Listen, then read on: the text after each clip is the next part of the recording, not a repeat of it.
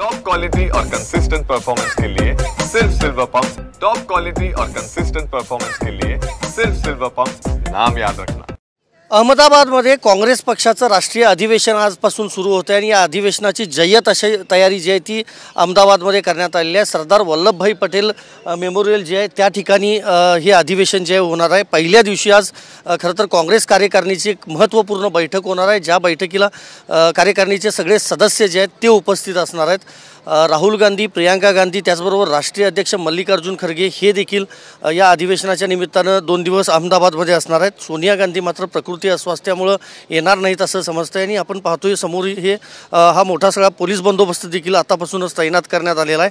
आगामी विधानसभा निवडणूक बिहारची असेल किंवा गुजरात आणि पश्चिम बंगालच्या देखील निवडणुका त्यानंतर होणार आहेत, त्या दृष्टीनं महत्त्वाचे ठराव असतील, महत्त्वाची चर्चा असेल ही केली जाणार आहे। पुढची रणनीती जी आहे काँग्रेस पक्षाची ती देखील ठरवली जाणार आहे, कारण केंद्र सरकारकडून वारंवार जे काही निर्णय घेतले जात आहेत त्यामध्ये खरं तर त्या बाबतीत खरं तर संसदेच्या अधिवेशनामध्ये घेण्याचा प्रयत्न करण्यात आलेला होता सरकारला।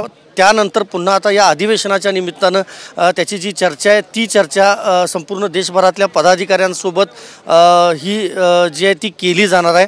त्याचबरोबर दुसरं असंही समजतं की जिल्हाध्यक्ष जे आहेत त्यांना देखील मोठे म्हणजे जास्त अधिकार देण्याचा निर्णय जो आहे तो देखील राहुल गांधी हे घेण्याची शक्यता आहे।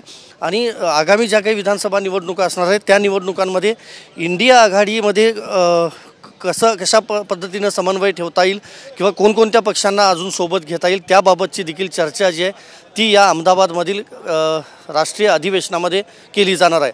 व्हिडिओ जर्नलिस्ट विनोद कुमारसह मी संदीप राजगोळकर, TV9 मराठी, अहमदाबाद।